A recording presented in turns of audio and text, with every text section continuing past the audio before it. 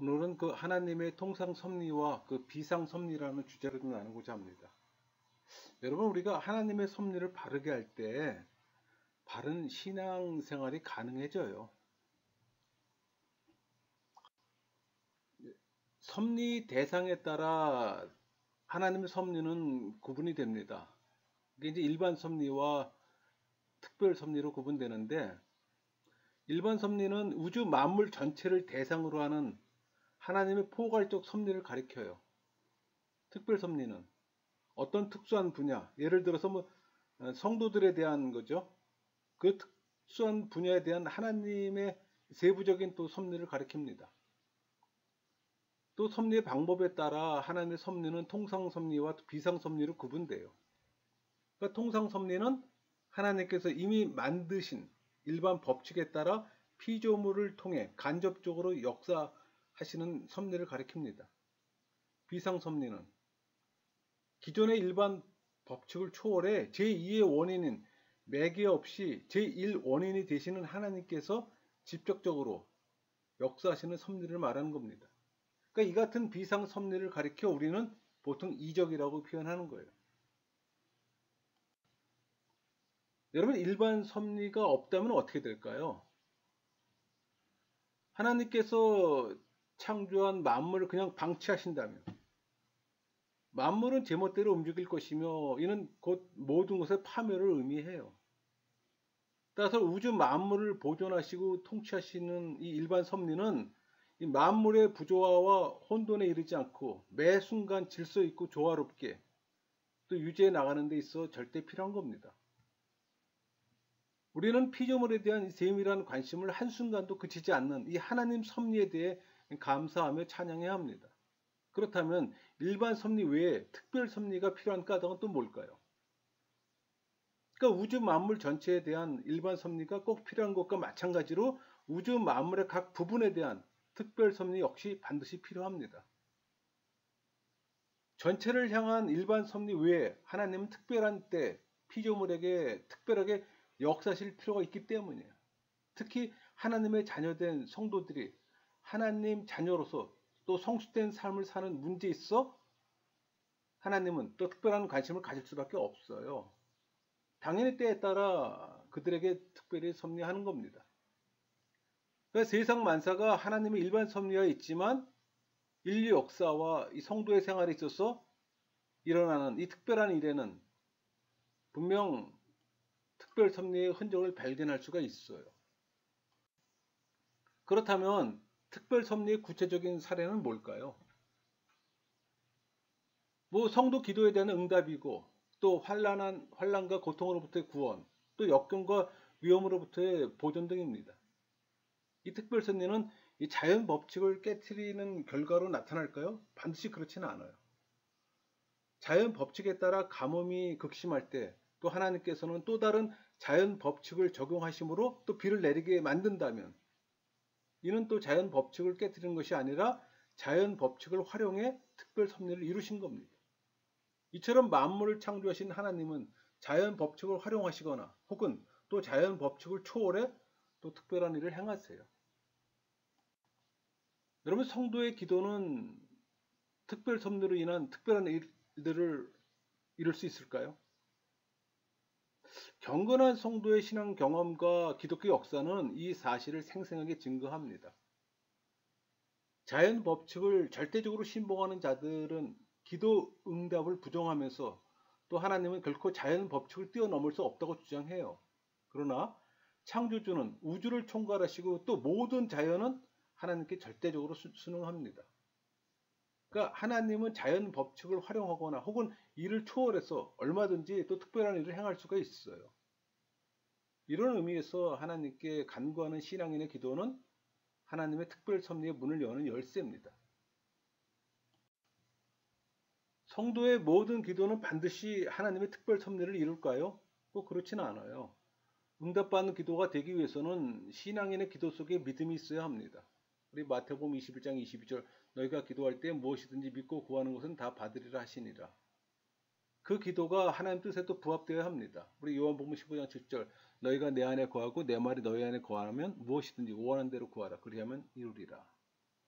믿음으로 하나님 뜻에 맞는 기도는 하나님께서 들으시고 또 특별 섭리를 이루세요. 다만 이루어지는 시기는 전적으로 하나님의 손에 달렸어요. 따라서 우리는 하나님의 뜻을 따라 믿음으로 기도하되 이루어지는 시기는 전적으로 하나님께 위임해야 합니다. 여러분, 통상섭리란 물질 세계에서는 기존의 자연 법칙을 따르고 정신 세계에서는 마음에 따라 이루어지는 섭리를 가리켜요. 그러니까 창조주요 섭리이신 하나님께서 피조물의 작용을 거쳐 어떤 일을 이루시는 하나님의 섭리를 말하는 겁니다. 여러분, 세상 만사 거의 대부분 통상섭리의 방법으로 진행되고 있어요. 뭐 통상섭리가 없다면 질서가 무너지며 엄청난 또 혼란이 발생하기 때문에 동쪽에서 해가 뜨고 물이 높은 데서 낮은 데로 흐르며 만물의 중력의 법칙이 작용하고 겨울 다음에 봄이 오는 이 모든 자연 현상들은 하나님께서 정한 자연 법칙에 따라 일어나는 하나님의 통상 섭리예요. 그리고 사람들 사이에 상식이 통하고 어떤 사람이 미쳐버리지 않는 한 그 자신의 고유 특성과 또 성질에 따라 행동하는 것 등 모두 하나님의 그 통상 섭리가 있기 때문입니다.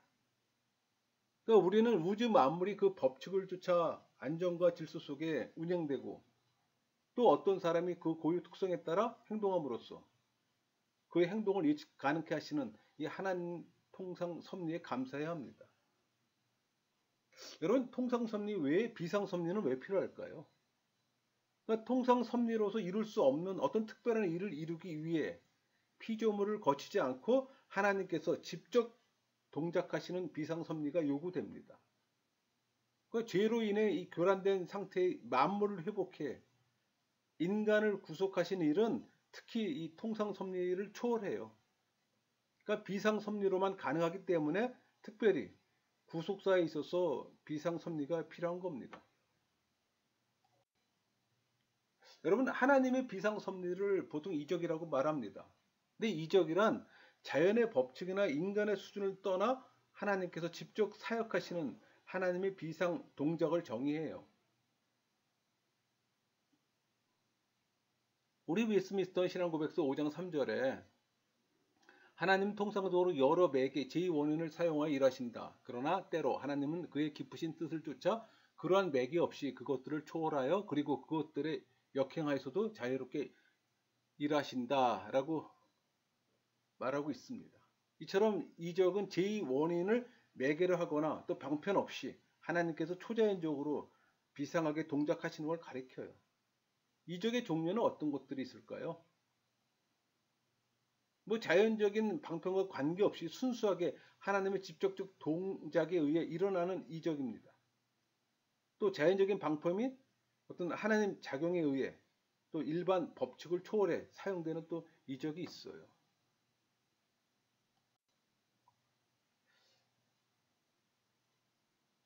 여러분, 이적이란 자연 법칙을 파괴하는 걸까요? 이적이란 자연 법칙의 제정자이신 하나님께서 어떤 특별한 목적에 의해 임시로 어떤 자연 법칙을 초월하고 극복하는 것 뿐 아니라 이것을 영구적으로 파괴하는 것은 아닙니다. 따라서 이적이 일어난 후 자연 법칙은 그대로 유효해요. 또 이 세상은 다시 통상적 자연 법칙에 따라 또 움직이게 됩니다. 그 대표적인 예가 우리 여호수아 10장 12절에서 14절 말씀이 있잖아요. 여호와께서 아모리 사람을 이스라엘 자손에게 넘겨주시던 날에 여호수아가 여호와께 아뢰어 이스라엘 목전에서 이르되 태양아 너는 기브온 위에 머무르라. 달아 너는 아얄론 골짜기에서 그리할지어다 하며 태양이 머물고 달이 멈추기를 백성이 그 대적에게 원수 갚기까지 하였느니라. 야사렛에게 태양이 중천에 머물러 거의 종일토록 속히 내려가지 아니하였다고 기록되지 아니하였느냐. 여호와께서 사람의 목소리를 들으신 이 같은 날은 전에도 없었고 후에도 없었나니 이는 여호와께서 이스라엘을 위하여 세우셨음이니라. 이적이란 어떤 객관적인 사실이 아니라 인간의 착각으로 오해해요. 이적은 절대적으로 한 개인의 어떤 심적 작용이 만들어낸 허구의 사실이 아니에요.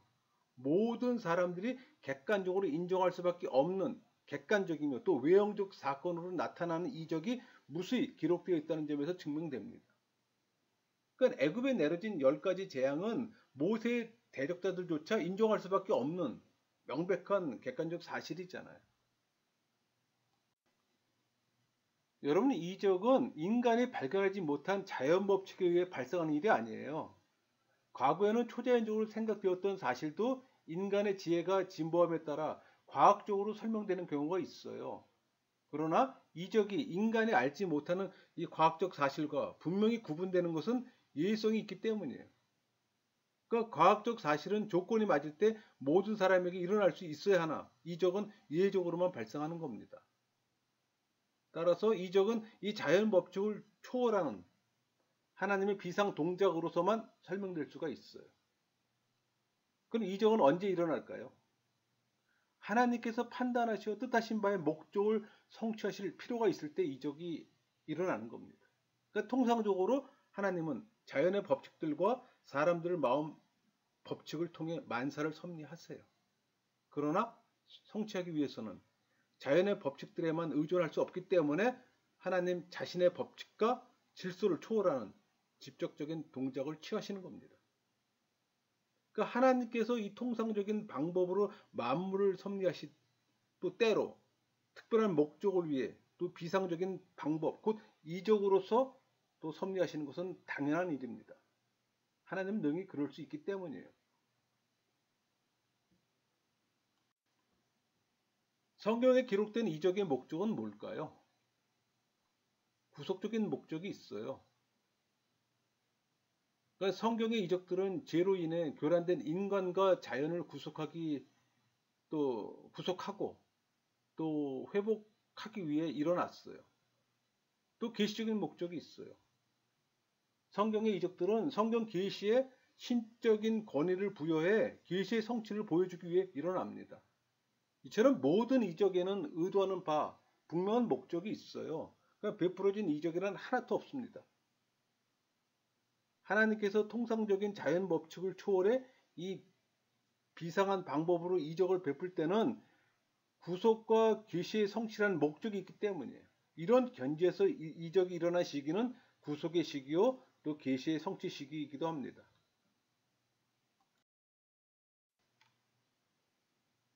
성경의 이적의 시기는 언제일까요?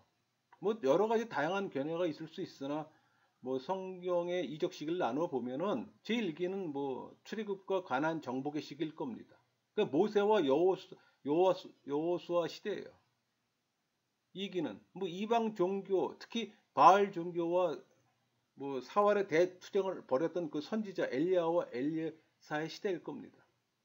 3기는 열방들 위해 하나님의 권능을 선포해야 할 바벨론 포수 때 이 다니엘의 시대일 거고 4기는 그리스도의 신성과 그 말씀의 진리를 권위 있게 증명했던 때, 뭐 그리스도와 사도들의 시대라고 얘기할 수 있어요. 그러니까 이런 구분은 이 시기가 구속의 역사에 있어서 중요한 시기였고, 더불어 또 성경 기록의 계시의 시기였다는 점에서도 뭐 큰 설득력을 갖습니다.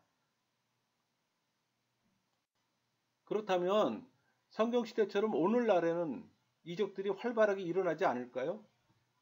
뭐 하나님께서 비상적으로 섭리하실 필요가 감소되었기 때문입니다. 이적의 목적 가운데 하나인 구속의 계시가 충족하게 기록된 성경이 완성되었어요.